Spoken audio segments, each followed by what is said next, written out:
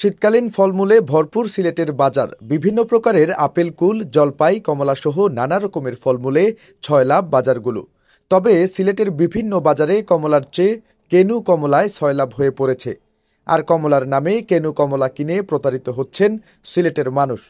কমলা সাধারণত শীতকালে বের হয়, কিন্তু নগরীর প্রতিটি বাজারে দোকানিরা ও ভাসমান ফল বিক্রেতারা কমলার পরিবর্তে কেনু কমলা বিক্রি করছেন বেশি।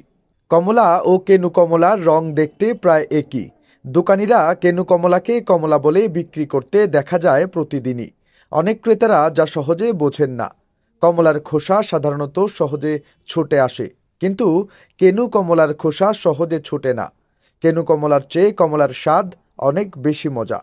সিলেট নগরীর বিভিন্ন বাজার ঘুরে দেখা গেছে ভারতীয় কেনু কমলায় ছয়লাভ হয়ে পড়েছে। নগরীর কোর্ট পয়েন্ট এলাকায় ভাসমান ফল বিক্রেতারা কেনু কমলাকে কমলা বলে দেদারছে বিক্রি করছেন, যা আসল কমলা নয়। ভারতের শিলচর থেকে এসব কেনু কমলা সিলেটের কয়েকটি বর্ডার দিয়ে বাংলাদেশে আসে।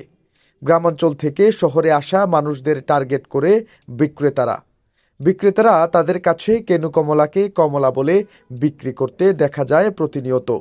বাজারে কেনু কমলা প্রতি কেজি 150 থেকে 180 টাকা ও আসল কমলা প্রতি কেজি 200 থেকে 250 টাকায় বিক্রি হচ্ছে। যেভাবে চিনবেন কমলা না কেনু? কমলার খোসা সহজে ছুটে আসে। কমলার কালার একটু ভিন্ন রকমের, দেখতে একটু ফোলা লাগে। আর কেনু কমলার খোসা একেবারে মলিন। খোলস অনেক গাঢ়, রং দেখতে চকচকে। হাত দিয়ে খোসা সহজে ছুটবে না।